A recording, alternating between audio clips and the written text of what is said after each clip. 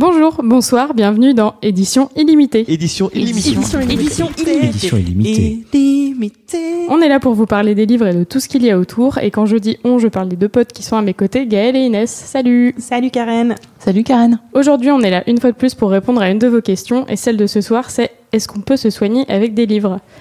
Pour répondre à cette question, il y a une fois de plus une quatrième personne autour de la table. Et cette personne, c'est Marine Denis. Bonsoir Marine. Bonjour. Bonsoir.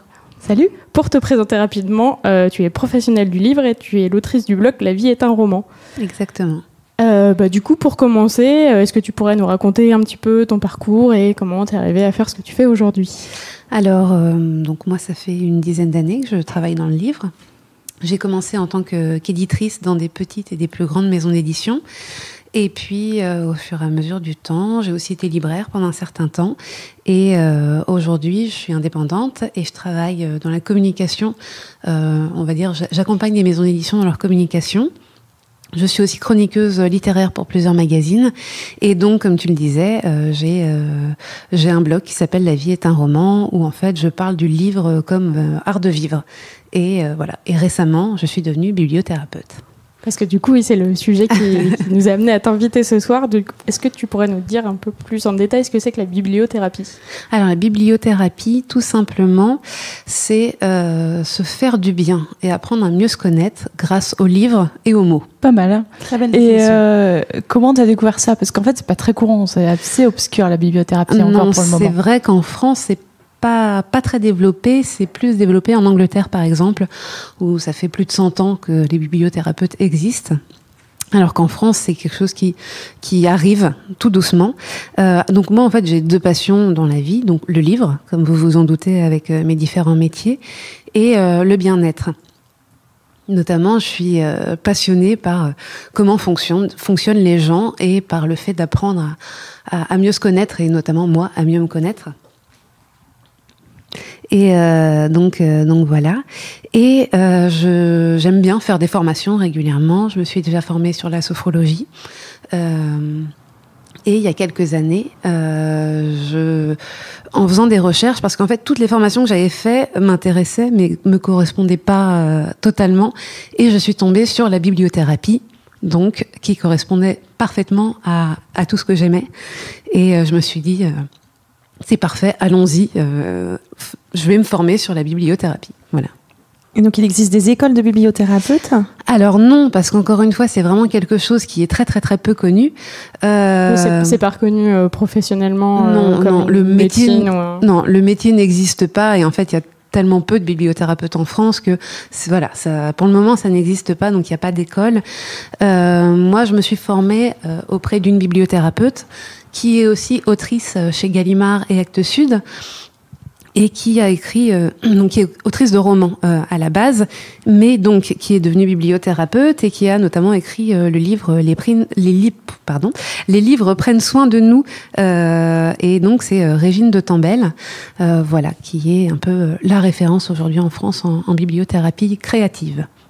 Et donc, c'est quel genre de formation et ça dure combien de temps ? Alors, c'est en fait tout simplement c'est une formation assez courte, et en fait tout simplement c'est un dialogue avec la bibliothérapeute.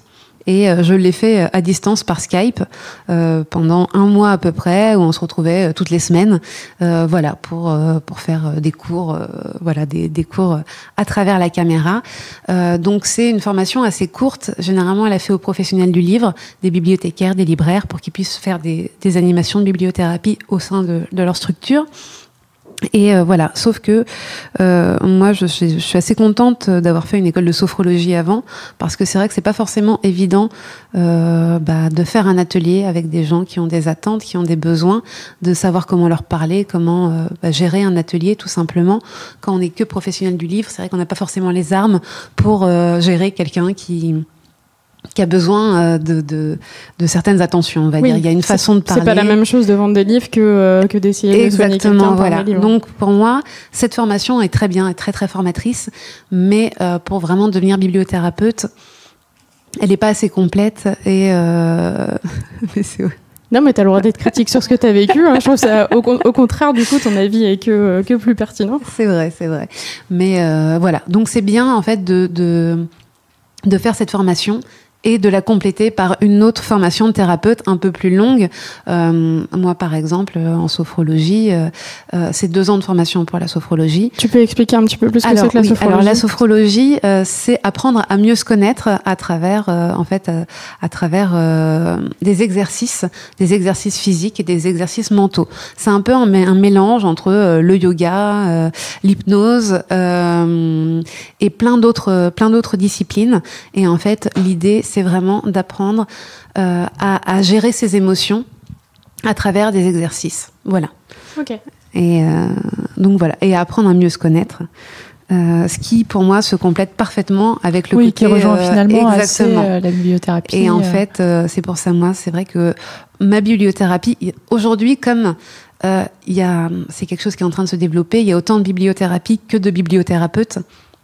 Et moi, ma bibliothérapie est clairement inspirée de la sophrologie. On est vraiment sur le côté ressenti, à la fois physique, à la fois mental, et apprendre à mieux se connaître, en fait, en fonction de ce que les textes font vibrer en nous. Voilà. Et du coup, la formation donnée par Régine de Tambel, elle est a priori à destination de ceux qui travaillent déjà dans le livre. Oui. Ok. Oui. Il n'y a pas d'autres. Enfin, après, si on n'a pas déjà de rapport au livre, genre par exemple quelqu'un qui est déjà psychologue ou sophrologue, mais qui n'a pas un rapport au livre plus proche que ça, est-ce qu'on peut quand même faire cette formation ou Alors, j'imagine que oui, elle, dans son discours, parce que certainement, le public qui vient le voir sont des personnes qui travaillent déjà dans le livre. Ouais. Après, je trouve que, en effet, c'est vraiment très intéressant pour une personne qui travaille déjà dans le côté thérapeute de pouvoir faire cette formation. Une nouvelle technique. Et à la base, la bibliothérapie, le concept de bibliothérapie a été lancé par des médecins. Donc en Angleterre oui, ce que j'avais lu en plus en Angleterre, ils sont très très ouverts à ça. Exactement. Et c'est beaucoup plus reconnu médicalement et soutenu par des programmes. Donc, Et il est très courant de repartir avec une prescription de livres. Enfin, très courant, je sais pas, je vais rarement chez le médecin en Angleterre, mais en tout cas, d'après ce que j'ai lu, c'est assez courant de pouvoir croiser des médecins bibliothérapeutes qui auraient fait une prescription de livres en Angleterre. Alors qu'en France, petite ordonnance chez le libraire, du coup. C'est le pharmacien libraire. C'est remboursé par la Sécu, ce serait pas mal. Pas encore, mais ce serait bien. Des libraires en blouse qui préparent toute petite. Il faudrait des gens parler aux mutuelles, ça peut les intéresser avant la Sécu. C'est pas mal, ouais. Moi, j'ai une question, parce que tu parles du nombre de bibliothérapeutes. Est-ce que tu sais combien il y en a environ en France à la louche hein? Non, sincèrement, je n'en ai aucune idée.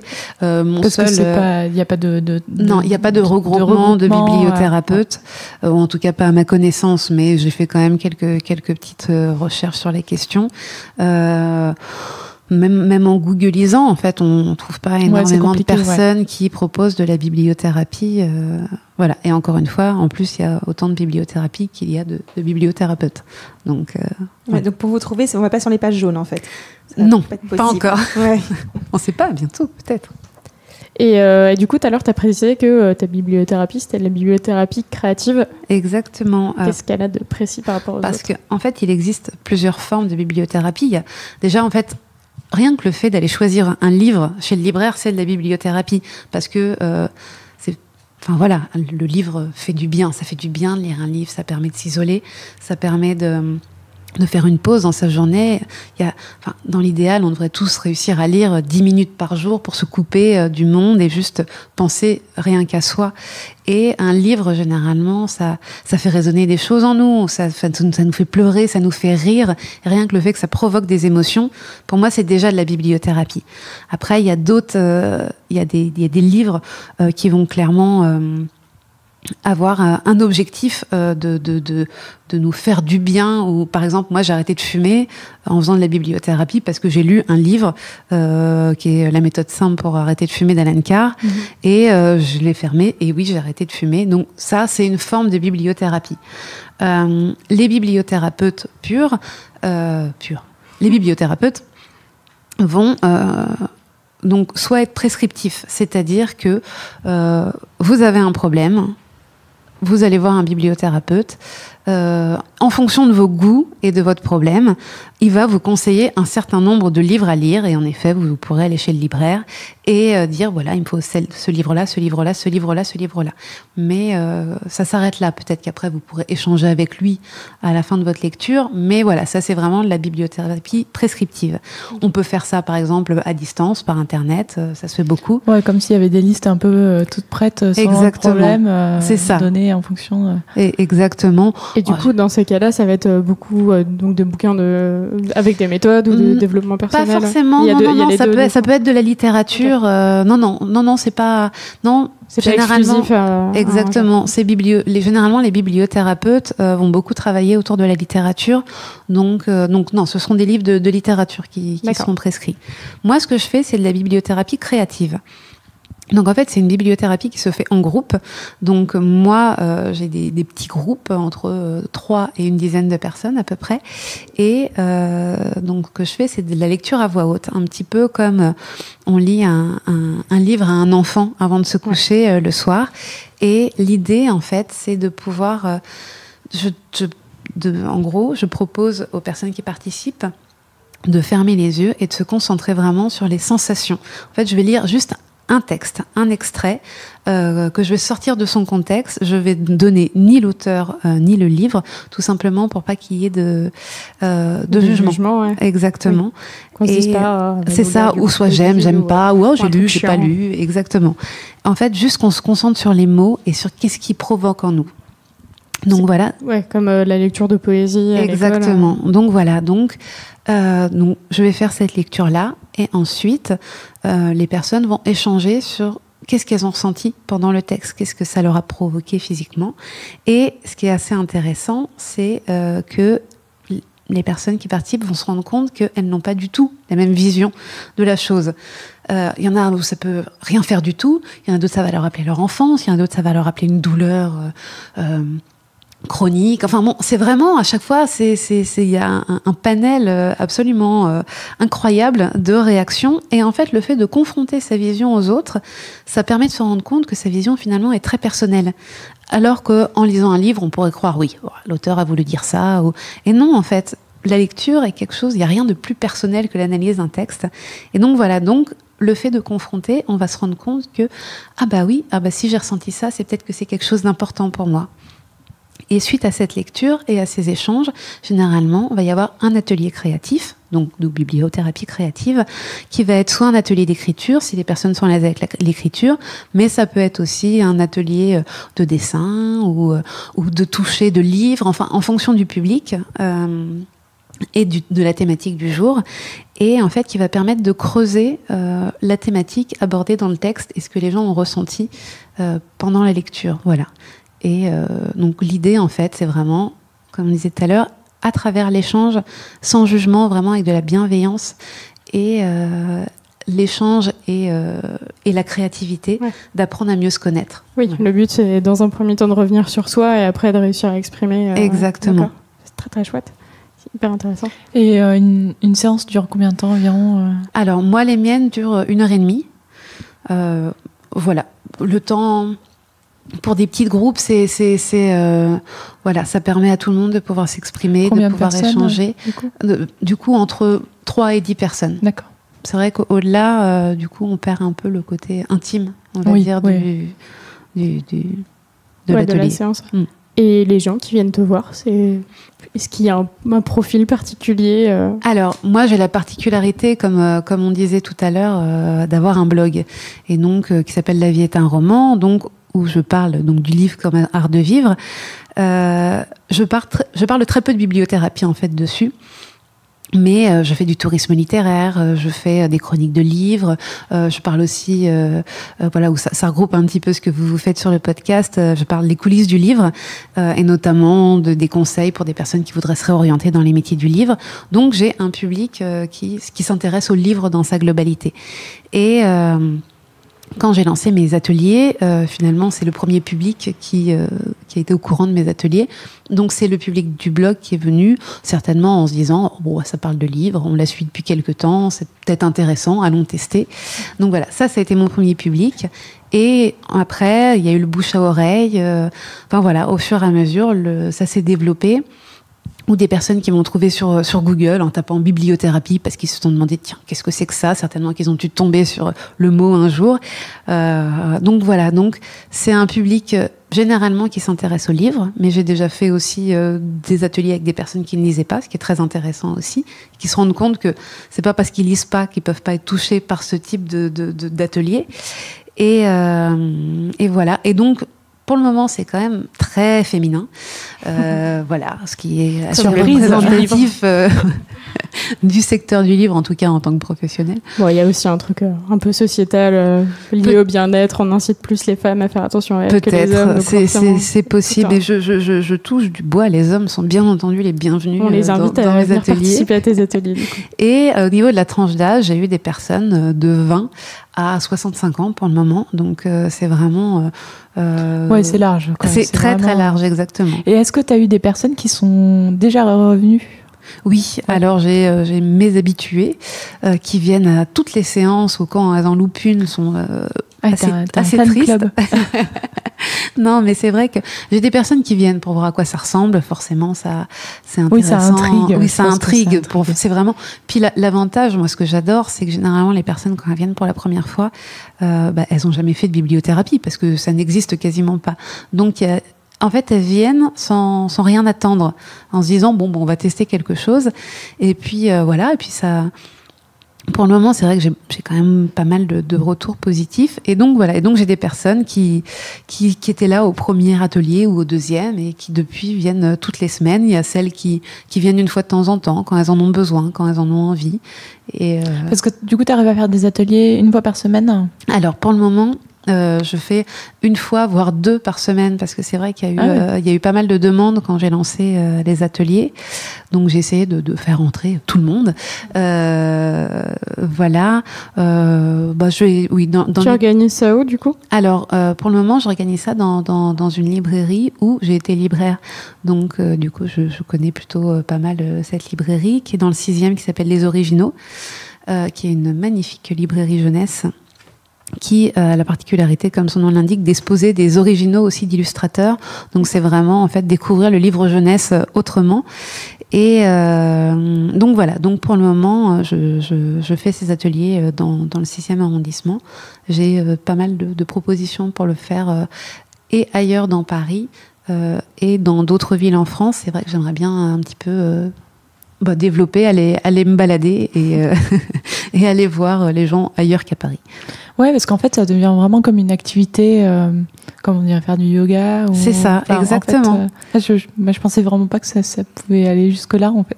Oui, la question qu'on souhaitait poser aussi, c'était pour quel type de problème les gens viennent te voir. Et, bon, a priori, c'est beaucoup par curiosité. Et ça va peut-être être plus dans la bibliothérapie prescriptive que... Les gens vont venir avec une problématique particulière. En fait, moi, je ne demande pas aux gens pourquoi ils viennent me voir. Ils me le disent. S'ils ont envie de me le dire, ils me le disent. Mais en fait, quand les gens arrivent, la seule chose que je leur demande, c'est leur prénom. Tout simplement, c'est un peu comme le fait de pas donner ni l'auteur ni le livre que je suis en train de lire. C'est pour éviter tout jugement. En fait, que les personnes ne se sentent pas enfermées dans une image qu'elles doivent donner. Et en fait, après, elles donnent ce qu'elles veulent. Si elles ont envie de donner un petit bout de doigt, elles donnent un petit bout de doigt, pardon. Si elles ont envie de donner un bras, elles donnent un bras. Mais en fait, mon idée, en fait, c'est d'apprendre à... L'idée, c'est vraiment d'apprendre à mieux se connaître et à se faire du bien. En fait, je suis pas là pour régler des problèmes précis. Je suis là pour renforcer l'ensemble de l'être et qui permet après de mieux équilibrer s'il y a des problèmes. Voilà. Oui, de toute façon, en psychologie, c'est un peu pareil où tu vas pas dire aux gens les problèmes qu'ils ont, mais les amener à comprendre eux-mêmes. C'est exactement ça. Mais alors, du coup, tu choisis comment tes textes que tu vas lire? Alors, j'essaye de trouver des textes très métaphoriques. C'est-à-dire, l'idée, c'est de réussir à trouver des extraits dans lesquels tout le monde peut se retrouver, ou en tout cas un maximum de personnes. Donc ça va pas être, enfin voilà, ça va être des scènes de la vie de tous les jours ou voilà, vraiment. L'idée, c'est vraiment le côté très métaphorique. Il y a un auteur qui est assez bien placé pour ça, par exemple du Philippe Delerme. C'est on va dire, le type d'auteur parfait en atelier de bibliothérapie. Quand on prend par exemple son livre La première gorgée de bière, où il va raconter plein de premières fois. Donc la première gorgée de bière, le premier lever de soleil, et c'est quelque chose dans lequel la plupart des gens peuvent se retrouver et peuvent vont aller chercher quelque chose dans leur histoire, ou même du Daniel Pénac aussi est assez peut facilement correspondre à des ateliers de bibliothérapie. Parce que là, vous pouvez pas voir, mais en fait, dès qu'on dit Daniel Pénac, Karen Glousse. J'ai eu un petit sursaut de plaisir. J'aime particulièrement ce qu'il fait. Et du coup, tu dévoiles toujours après la séance quel texte t'as lu ou ça reste un mystère jusqu'au bout? En fait, ça dépend si les personnes me demandent ou pas. Ah oui, d'accord. Ouais. Tu le dévoiles pas automatiquement? Non, pas automatiquement. Parce que ça peut leur donner envie de le lire un peu plus. Oui, mais aussi ça peut les sortir de l'enchantement. Ça peut rester une parenthèse. Exactement. Et en fait, l'idée, c'est vraiment qu'ils s'approprient le texte. Le fait de redonner un auteur, de redonner un nom de livre, c'est quelque part se désapproprier ce texte-là. Donc, si vraiment on me demande, on va me voir à la fin en me disant est-ce que tu pourrais me dire, je vais te donner, bien entendu, je vais pas dire non, jamais, je te dirai. Mais dans la mesure du possible, c'est vrai que je ne le dis pas, tout simplement. D'accord. Est-ce que, du coup, c'est beaucoup de la littérature et littérature généraliste ou est-ce qu'il y a des genres Là, tu nous as déjà cité 2 auteurs, mais est-ce qu'il y a d'autres livres que tu pourrais nous citer comme exemple? Généralement, c'est de la littérature assez généraliste. Ça va être très souvent de la littérature plutôt contemporaine. Mais je me bloque pas, on va dire, dans un genre. C'est vraiment au fur et à mesure de mes lectures ou en fonction des thèmes que je vais aborder. C'est très large. Je vais faire un atelier sur le corps, par exemple, ou un atelier sur les métiers. En fait, c'est vraiment à chaque fois en fonction du thème. L'idée, c'est de trouver le texte qui va le plus résonner. Ok. Et du coup, c'est des thèmes à chaque fois assez généraux comme ça, comme tu disais. D'accord. L'idée, voilà, c'est de toucher un thème général et puis au fur et à mesure d'affiner en fonction des personnes. Mais voilà, donc c'est vrai que souvent les gens me disent alors aujourd'hui, est-ce que tu peux nous dire de quoi on va parler? C'est un peu comme les textes. J'évite de le lire en avance parce que parce qu'on se projette tout de suite, non? Exactement. On se projette tout de suite en disant il va falloir que je parle de ça. Et moi, l'idée, ça va créer de l'attente. C'est ça, exactement. Ou alors les gens vont choisir. Alors que pour moi, par exemple, j'ai fait un atelier autour de la cuisine qui est pas forcément. On se dit pas forcément la cuisine. Oui, ça va me faire du bien. Alors que y a rien de plus intime que la cuisine par rapport à l'histoire familiale, aux souvenirs. Enfin, la cuisine, ça évoque énormément de choses. Et je pense que si j'avais dit en avance qu'on allait parler cuisine, il y a pas mal de personnes qui seraient pas venues parce que c'est pas d'accord. Ouais, et alors que moi je cuisine pas. C'est ça exactement. Alors que en fait sur place ça a été un des ateliers les plus forts parce que en effet on a vraiment touché à des choses très intimes. Encore une fois, on n'est pas là. Les personnes donnent ce qu'elles veulent, c'est-à-dire si elles veulent pas raconter les choses les plus intimes, mais c'est juste au moins les faire réfléchir, qu'elles ressortent avec des choses dans la tête, en ayant l'impression de mieux se connaître, de se dire ça, je pensais pas, mais c'est important pour moi. Et voilà. Et du coup, j'aimerais bien parler quand même un peu de bibliothérapie prescriptive. Du coup, toi, ton avis sur les livres de développement personnel. A priori, tu t'en es servi quand même. Alors, a priori, c'est quelque chose, j'avoue, que j'en ai pas lu énormément dans ma vie. C'est-à-dire que je me passionne pour le développement personnel, mais ça a toujours été quelque chose pour moi de très intime que j'ai voulu vivre. Et je me suis très souvent endormie devant je comprends, les livres de développement personnel. Et pourtant, il y en a certainement des passionnants. Il y en a où je connais même la théorie sans les avoir lus. Mais voilà, c'est vrai qu'à chaque fois que je me suis intéressée à quelque chose de développement personnel, j'ai préféré le tester ou aller me former directement avec quelqu'un plutôt que de lire un livre. C'est quelque chose, c'est drôle parce que je lis sur tout, sauf sur les développements personnels, alors que j'adore ça. Et alors, est-ce que tu as lu L'Alchimiste de Paulo Coelho? Parce que c'est quand même le livre numéro 1 qui revient quand C'est on parle vrai. de bibliothérapie. Ah, bah c'est vrai que celui-ci est particulièrement parlant pour faire de la bibliothérapie. Parce que là, dans la métaphore, mais on est au summum de la métaphore pendant tout le livre. Et moi, en effet, c'est un des livres qui m'a le plus retourné. Et oui, clairement, pour moi, L'Alchimiste est un livre parfait à prescrire pour la bibliothérapie. Et qui se vend toujours aussi bien. Oui. Mais Ouais, parce ouais. qu'il est indémodable. Enfin bon, c'est mon avis, je suis très fan de ce Ouais, livre. ouais. Après, oui, du coup, le développement personnel, en plus, maintenant, même en France, ça a fait un boom. Donc, j'imagine que ça contribue aussi à faire connaître un peu plus la bibliothérapie, Oui. quelque part. Mm-mm. Mais c'est quand même un mode de lecture hyper différent, quoi. Et en fait, le bien-être de façon générale est assez marche super bien en France. Enfin, je crois qu'il y a un besoin de Il y a plus de retour à communication, soi ouais. et donc par les livres, pourquoi pas, enfin, dans une manière comme une autre. Nous, on peut que s'en réjouir, hein, de toute façon, qu'on fasse un peu plus de livres, de plus beaux livres, par quel moyen que ce soit. C'est toujours très, très cool, quoi. Non, mais c'est vrai que encore une fois, ces dernières années, la bibliothérapie, on en voit de plus en plus des articles sur la bibliothérapie, et je pense que c'est quelque chose qui va vraiment se développer parce que, en effet, il y a un besoin de retour à soi, de mieux se connaître, de prendre soin de soi, et la bibliothérapie se rapproche beaucoup de l'art-thérapie parce que enfin voilà, moi dans les ateliers, je fais aussi un peu d'art-thérapie. Les ateliers créatifs, c'est de l'art-thérapie.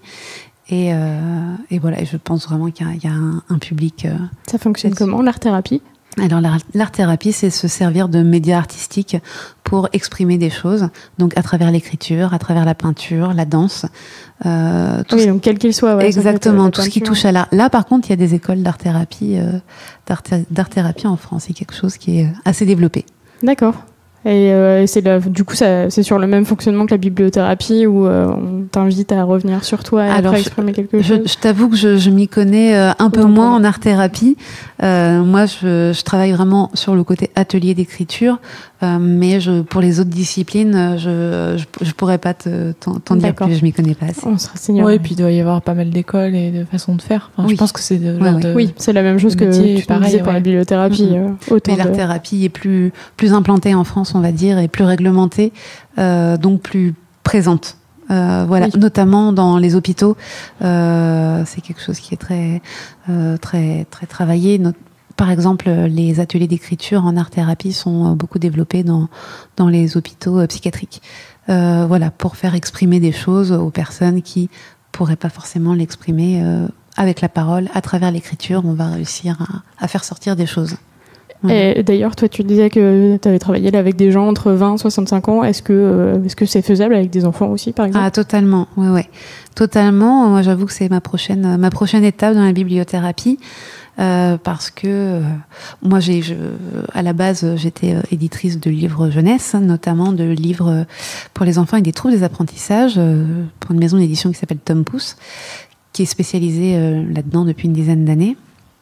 Et voilà. Et à la base, si j'avais fait notamment ma formation de sophrologie, c'était pour pouvoir proposer la sophrologie aux enfants avec des troubles des apprentissages. Encore une fois, c'était passionnant, mais c'était pas exactement ce qui me convenait. Et je pense que la bibliothérapie peut être un excellent moyen pour les enfants, en fait, peut totalement s'adapter aux enfants, notamment moi, avec ma spécialisation de troubles des apprentissages, c'est une manière d'amener aux livres différentes et de se faire du bien, où justement on n'est plus dans le côté... Sans la pression. Exactement, je souffre parce que je dois lire, parce que... Non, là c'est vraiment, le livre vient à toi et en plus il peut provoquer des choses en toi, il peut apprendre à mieux te connaître. Et voilà, c'est une autre façon d'aborder le livre. Donc voilà, donc oui, clairement, je pense que d'ici quelques mois, je vais commencer aussi les ateliers pour les enfants, qu'ils soient troubles des apprentissages ou pas d'ailleurs. Moi j'ai une petite question parce qu'on n'a pas parlé, mais combien ça coûte une séance de bibliothérapie? Alors pour l'heure et demie, c'est 20 €. D'accord. Voilà. C'est beaucoup plus abordable. J'ai vu d'autres praticiens qui font des séances du coup de prescription, après, maintenant que je connais le vrai terme. Et c'est genre 60 € du coup, le prix d'une séance avec un psy. C'est parce que c'est quelque chose d'individuel. Oui, moi, c'est évidemment. Vrai qu'il y a le côté collectif qui, franchement, à mon avis, est tout aussi efficace que quelque chose d'individuel. Il y a le côté collectif qui permet de rendre la chose plus abordable et et plus... c'est très intéressante aussi. C'est une pratique différente, exactement. Qui est du groupe de parole, l'atelier, tout ça. Et ce qui permet de pouvoir aussi plus facilement y aller toutes les semaines, plutôt que, c'est vrai que, 60 € toutes les semaines, c'est un certain investissement. C'est pas accessible à tout le monde, malheureusement. Je pense qu'on a maintenant répondu à la question qu'on s'était posée au début et que vous nous aviez posée. Donc on sait que oui, maintenant on peut se guérir de certains mots grâce au livre, on peut apprendre à se connaître beaucoup mieux. Du coup, ça vous fait une nouvelle raison d'aller chez votre libraire, d'aller par exemple aux Originaux pour participer à un atelier avec Marine. Et vous, les filles, est-ce que vous avez des livres qui vous ont fait du bien, par exemple ? Un livre que je recommande à toutes les femmes, c'est Le cœur des femmes de Martin Winkler. Ça permet d'en apprendre beaucoup sur soi, sur son corps, que ce soit tout ce qui est contraception, les règles, avoir des enfants, ne pas en avoir. Apprendre qu'on est toutes différentes et qu'on a des corps qui réagissent pas pareil et que rien n'est grave. Et ça, je le recommande. Et ça apprend beaucoup aussi sur la médecine bienveillante. C'est un livre passionnant. Et moi, je voulais aussi citer, parce que du coup, ce qu'on disait tout à l'heure, le développement personnel et les livres un peu axés psychologie, tout ça, c'est pas les trucs les plus simples à lire. Mais pour le coup, on m'avait beaucoup recommandé Les 4 accords Toltec, qui est du coup un bouquin très très court, très très facile à lire et très rapide. C'est un des seuls que j'ai lu. Comme quoi, du coup, c'est vraiment un truc que j'ai envie de filer à tout le monde et qui vous file 4 petits principes et qui change clairement la vision de la vie et les rapports aux autres et qu'on peut même relire. Jamais donné à lire d'ailleurs. Bah non, mais parce que je savais que le développement personnel c'était pas vos créneaux de lecture, mais maintenant on va pouvoir en parler. Oui, on en apprend beaucoup sur toi ce soir. Ouais. Alors si je peux me permettre en développement personnel quand même, il y a un livre de Lise Bourdeau, alors il me semble qu'il s'appelle Les 5 blessures qui empêchent d'être soi-même, qui est aussi absolument passionnant et qui, pour le coup, là on est vraiment dans la bibliothérapie en lecture. On apprend énormément sur soi et sur les personnes qui nous entourent et qui fait énormément de bien aussi. Voilà. On ajoutera la référence du coup dans la description de l'épisode. Avant de terminer, est-ce que tu peux nous dire, Marine, où est-ce qu'on peut te retrouver, te contacter, te rencontrer ? Alors, tout simplement, donc c'est via mon blog. Sur mon blog, il y a à la fois tous mes articles et toutes les informations sur les ateliers de bibliothérapie. La vie est un roman. Exactement. Le blog s'appelle La vie est un roman. Je suis sur tous les réseaux sociaux, donc Facebook, Twitter et Instagram. Et voilà. Et donc, pour toutes les infos, vous pouvez m'envoyer un petit mail via le blog. Je vous répondrai avec plaisir. Eh ben merci. Et surtout, merci d'être venu et d'avoir répondu à nos questions. Eh ben merci de m'avoir invité. Merci Marine. Merci beaucoup. C'est la fin de cet épisode. Si vous avez d'autres questions, des remarques, des sujets à nous proposer, des petits messages, n'hésitez pas à nous contacter sur les réseaux sociaux. Et surtout, ne partez pas tout de suite car l'épisode n'est pas encore terminé. On vous laisse avec l'épilogue. Merci encore et à la prochaine. Salut. Salut. Alors, mon pire souvenir lié à la lecture, c'est un livre de Carlo Ginzburg, qui est un historien que j'ai eu à lire en prépa. Il n'est pas très épais, mais je pense que j'y ai passé 3 semaines de vacances et j'ai vraiment rien compris du tout. Et je relisais les phrases 3 fois et vraiment, je comprenais rien. Ma position préférée pour lire, c'est affaler dans le canapé du salon. Et pour glander en général, d'ailleurs. Mon genre de livre préféré, c'est les romans d'aventure avec plein de rebondissements et qui sont longs. Je range mes livres par collection parce que c'est plus joli dans ma chambre.